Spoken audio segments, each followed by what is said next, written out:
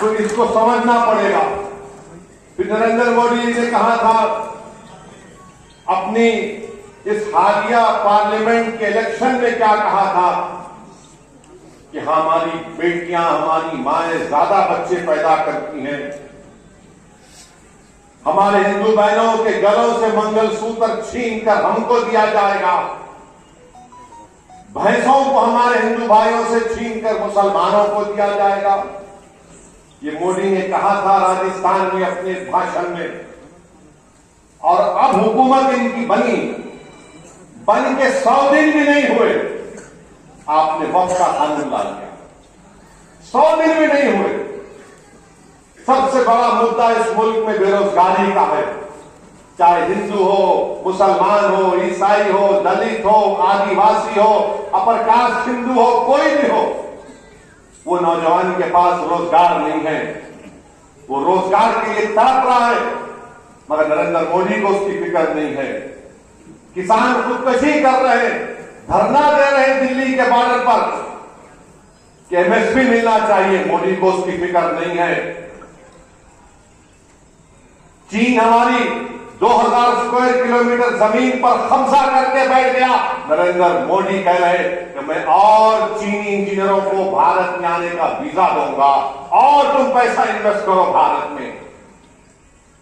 आप अंदाजा लगाइए हमारे वजीर आजम की, उनकी हुकूमत की ज़हनियत का, कि रोजगार बेरोजगारी मसला है नहीं, किसान परेशान है नहीं, मगर किसके पीछे पड़ गए? मुसलमानों के पीछे। और कैसे पीछे पड़े? मैं आपको हालिया 3-4 दिन के वाकयात बता रहा हूं, जाकर आप चेक कर लीजिए। 25 अगस्त के दिन तिरुपुरा में रानी बाजार में मुसलमानों की जायदादों पर हमले किए गए, जलाया गया। 30 मुस्लिम परिवारों को, फैमिलीज मुतासिर हुए। 10 घरों को तोड़ा गया, लूटा गया। 11 गाड़ियों को जला दिया गया। 6 दुकानों को बर्बाद किया गया। 3 भैंसों को लूट लिया गया। और मुसलमानों के पास जो 4 गाय थी उसको भी छीन कर लेकर गए। फिर ओडिशा कटक में ये जो नाम निहाद गौ रक्षक हैं, इनको रक्षक बोलने के बजाय राक्षस कहना बेहतर होगा। इन्होंने एक ट्रक के ऊपर एक मुसलमान ड्राइवर को रस्सी से बांध दिया और उसकी खूब पिटाई की, मारा उसको। 28 अगस्त के दिन अशरफ अली, सैयद हुसैन, जो 40 गांव महाराष्ट्र के हैं, जो जलगांव से कल्याण जा रहे थे, तो उनके पास ट्रेन में जब कोई सफर करते हैं तो खाना रख के जाते हैं। वहां पर बलवाइयों ने, माप ने इस ज़ईफ को, 70 साल से ज्यादा इनकी उम्र है, इनसे पूछा कि बता तेरे इस डब्बों में क्या है? तो अशरफ अली, सैयद हुसैन साहब ने कहा कि इसमें भैंस के गोश्त का सालन है। महाराष्ट्र में भैंस के काटने पर पाबंदी नहीं है। तो उनको मारा गया, पीटा गया, खूब मारे उनको। वीडियो रिकॉर्डिंग करते हैं मारने की, मुसलमानों की। ये ग्रुप में मारते हैं, 1 to 1 कभी नहीं आते हरामजादे ये पूरे। ग्रुप में आते हैं। ग्रुप में एक ज़ईफ बूढ़े को मारे। आप बताइए कि तुम्हारा बाप भी तो उस तरह की उम्र का होगा जालिमों। तुमने 70 साल के बूढ़े को, जो कह रहा है कि भाई भैंस का गोश्त है, वो कल्याण में उतरना चाहते थे, उनका स्टेशन कल्याण था, तो बोले नहीं उतर सकते, और उनके जेब से 2800 रुपये भी छीन लिए ये तमाम जालिम लोग। मोबाइल फोन छीन लिए और धमकी दी गई पुलिस में कंप्लेन करेंगे तो तुम्हारी जान ले ली जाएगी। रेलवे की पुलिस ने कहा कि नहीं, सीट का झगड़ा था, सीट का झगड़ा नहीं था। अच्छा, आपको मालूम वो जो मारने वाले क्यों जा रहे थे कल्याण को? वो जलगांव से कल्याण क्यों जा रहे थे? वो पुलिस में भर्ती का एग्जाम लिखने जा रहे थे। ये फिर कल मेरी बात हुई अशरफ अली सैयद साहब से। मैं उनसे बात किया फोन करके, हमारे मजलिस के जिम्मेदार उनके साथ गए दोबारा रेलवे स्टेशन को कंप्लेन कराने के लिए। बाद में फिर जब वीडियो आम हो गया, उनसे जो सलूक किया गया, तो हजरत रेलवे पुलिस को जरा शर्म आई। पहले तो बोले सीट का झगड़ा है, खैर केसेस बुक करे। उसके बाद 26 साल ये चक्की दादरी हरियाणा में है। 26 साल के साबिर मालिक जो मगरबी बंगाल के लेबर हैं, इनको इन जालिमों ने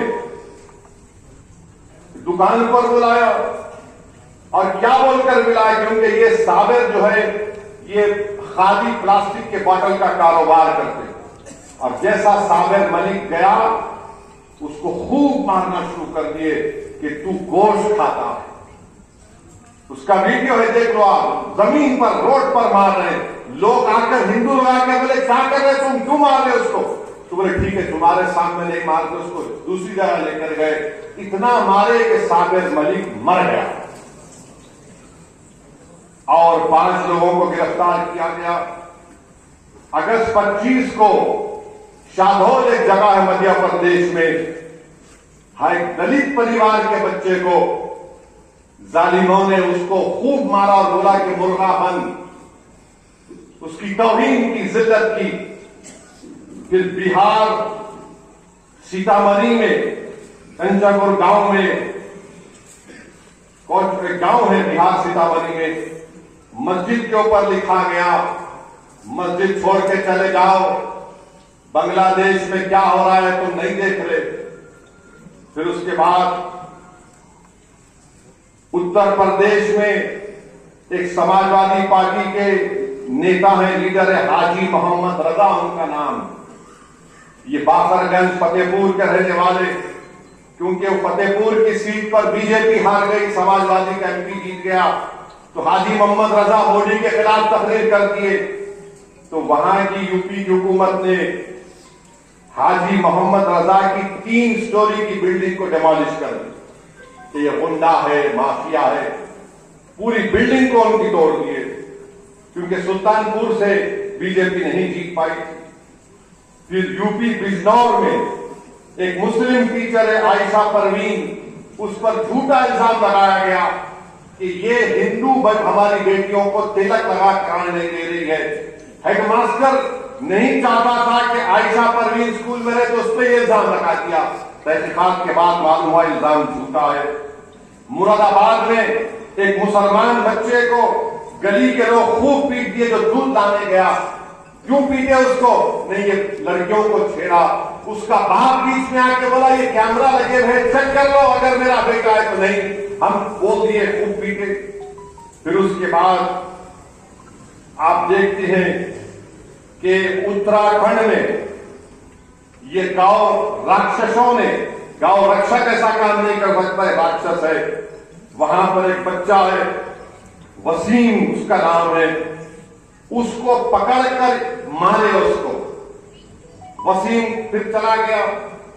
फिर उसके बाद इल्जाम उसके मां बाप के लगा रहे कि हजरत पुलिस ने वसीम को कुएं में ढकल दिया। एक छोटा तालाब था, वसीम एक बॉडी बिल्डर था, बेहतरीन तैराक था।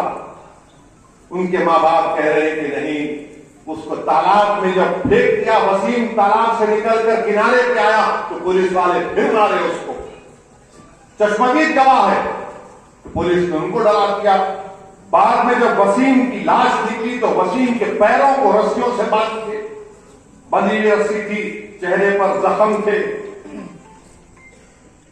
और फिर आगरा की जामा मस्जिद में एक साहब पहुंच गए, गोपाल उनका नाम, कि नहीं जामा मस्जिद के नीचे मंदिर है, मैं पूजा करूंगा।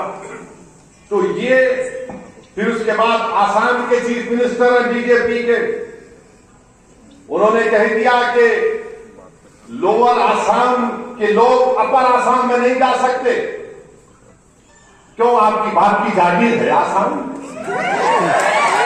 भारत के संविधान में आर्टिकल 19 क्या है?